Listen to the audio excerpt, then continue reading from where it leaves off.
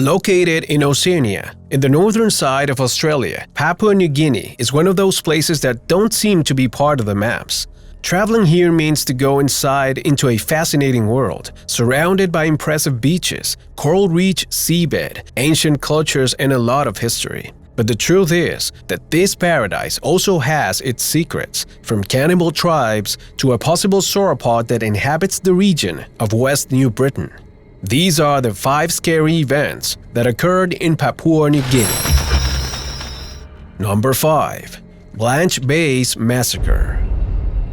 In 1878, the Methodist Reverend George Brown sent 4 Fijian missioners to Papua New Guinea. As any other trip of this kind, it was necessary to establish a delicate balance between the successful conversion of the visiting town and the most extreme offense. In this particular case, it is possible that the result was more linked with offense than gratitude. The members of the Lae tribe and indigenous people of the Gazelle Peninsula were not impressed with the goodwill of the missioners. Even though Christianity was already introduced by the Methodists and other Fijian educators when they came to the Papua New Guinea island in 1875, the Lae tribe killed the 4 missioners, and as if it wasn't enough, they ate their remains at the urging of a tribal leader called Teleli.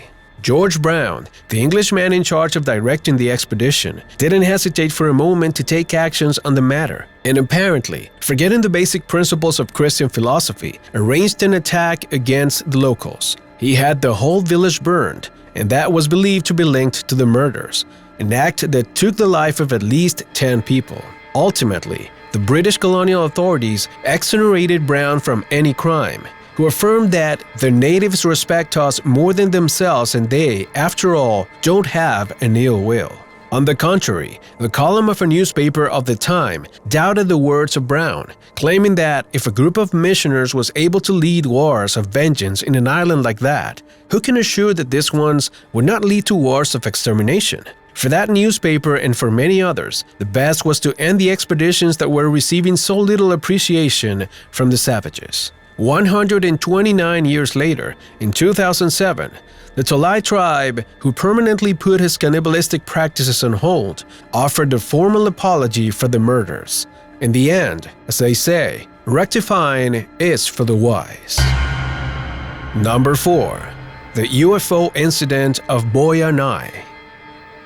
For a time, when Papua New Guinea was part of Australian territory, in the summer of 1959, the Father William Gill, an Anglican priest highly respected by his congregation, witnessed a strange event while he was working as a missioner in the village of Boyanai. He and 37 more people were witnesses of a series of pretty unusual UFO sightings that they nicknamed as the theory of the visitation, since they would continually happen for several nights. It should be noted that many of the witnesses of that event were trained professionals that worked with the missionary for medical or academic reasons, meaning that they were the type of witnesses that with or without reason contributed to the veracity of the affair. Those sightings were not only just strange lights seen from a great distance, but those in which it can be perfectly clear who are the occupants of those strange ships that they describe it as big rounded objects with 4 inferior legs. The affair becomes more interesting when the people try to communicate with these alleged aliens,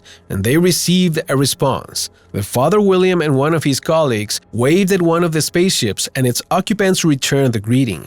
Unbelievable, don't you think? In fact, it is believed that this incident was one of the first in which contact was established with extraterrestrial life, and in addition has many witnesses to confirm it. In total, more than 70 different incidents have been registered in the region in a previous period and during the summer of 1959.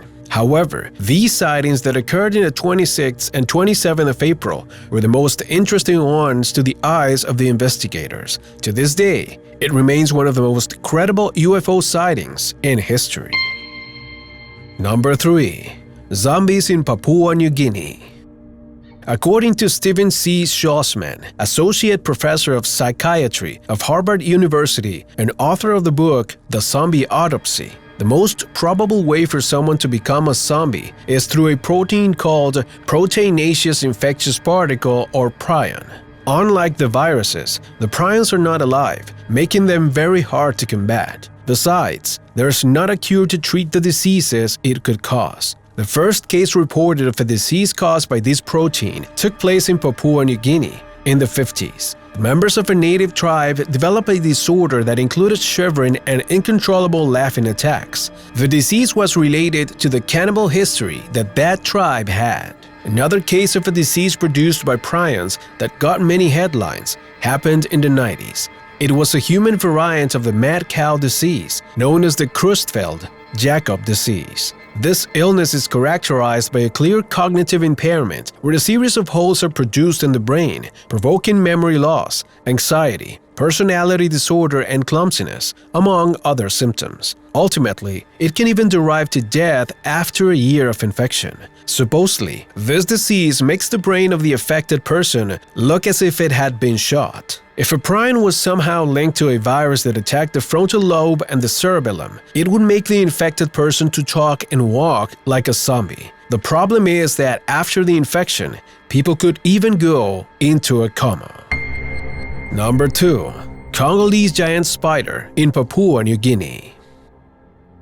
The Congolese giant spider, known in the Democratic Republic of Congo as Jobafofi, is a species of spider with few data about it. It exists in the Congo and it supposedly is a new arachnid species. The information obtained about this spider proceeds from a native population known as Bakas, whose habitat assures that this spider is capable of creating a web between the trees so large and strong that can trap birds and small animals. It's strong enough to have the humans overpowered as well. So far, taking into account all the gathered information, one would think that the sightings of this creature are a common thing in the Congo, but the truth is that nowadays there are hardly any. They were relatively common in the past, but as the agriculture advanced and with it, the rural populations gained space inside the jungles, the giant spiders started disappearing little by little. Perhaps they moved to lands furthest from civilization or were annihilated by the terror they caused. One of those sightings, as expected, was produced in Papua New Guinea in 1942.